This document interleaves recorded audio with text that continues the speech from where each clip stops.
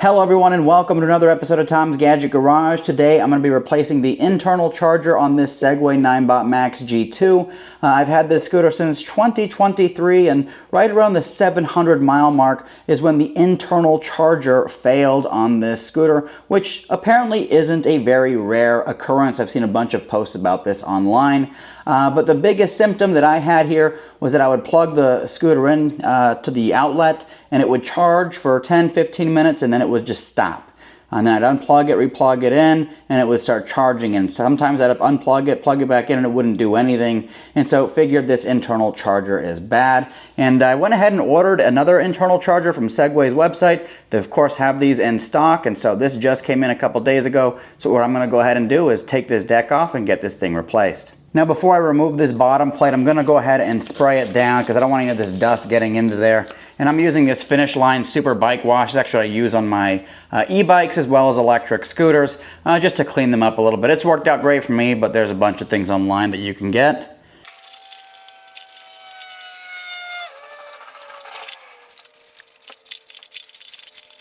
And now I'm going to go ahead and dry off this deck and get rid of any other loose debris that might be remaining.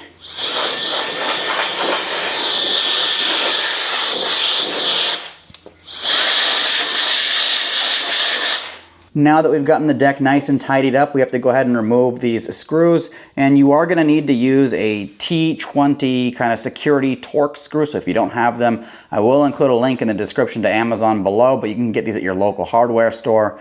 But anyways, it's T20 that you're going to need. And if you've got any kind of power tools, I do recommend using those to remove these screws because using a regular L-shaped Allen key is going to be a pain in the butt, given there are so many of these. Last thing you want is carpal tunnel working on your scooter.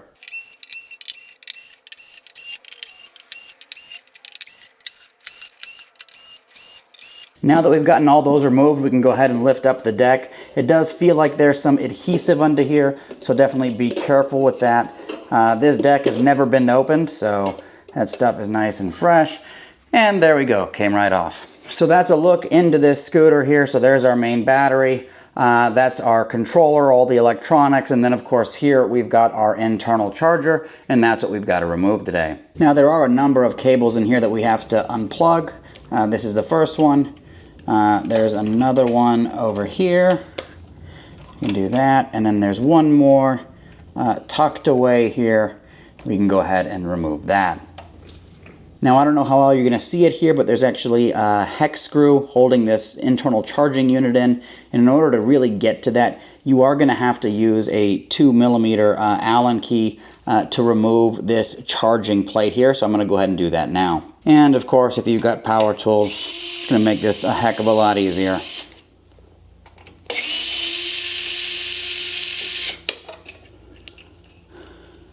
Now that that's out of the way, I can go ahead and use my 3mm Allen key to remove this. If you have an Allen key that's got a ball end, that's going to make this a heck of a lot more easier. That way you can approach this at an angle.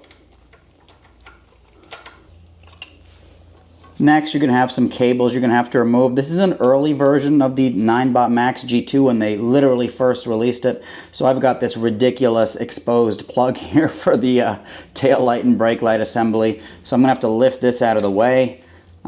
Same thing with the motor cable back here. You just kind of lift it up. There's this rubber grommet that's in place with a little bit of silicone around it. And you can just move those out of the way. That way you can push this thing out. And now I'm just going to use the Allen key. I'm going to just push this a little bit, get it detached, and then we should be able to lift this out. Now mine does appear to be hung up on something because I'm trying to pull this out and it's stuck, and I think it's some of those cables in there.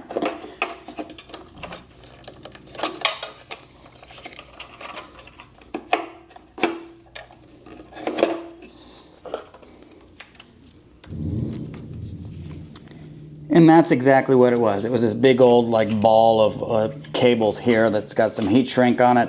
But as you can see, I was able to take this bad boy out. We'll go ahead and put the other one in and see if this takes care of our situation. Now, I don't know how well you're going to see this, but there's actually a little metal projection in here. And that's going to retain this thing into place. There's actually a hole on the other side. So just make sure that that metal projection goes into this hole. That way this thing isn't bouncing around in your scooter.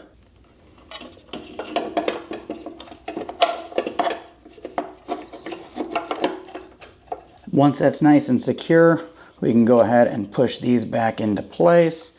Make sure they're seated properly, that way you don't get any kind of water ingress into your scooter. And then of course we got to get this monstrosity back in there. Then you can go ahead and remake your connections.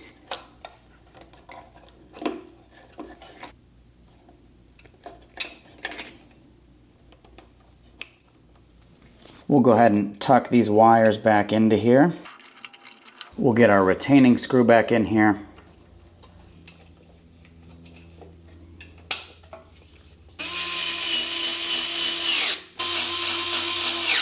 And finally, we'll reattach the deck.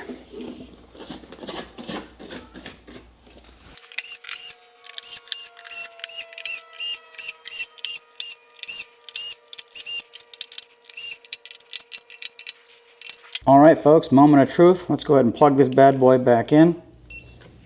As you can see, the scooter is officially charging, currently at 30%, and that's working its way through, so I think our work here is done. Now, if you do want to see Segway's official repair video on this, I will include that down below in the description.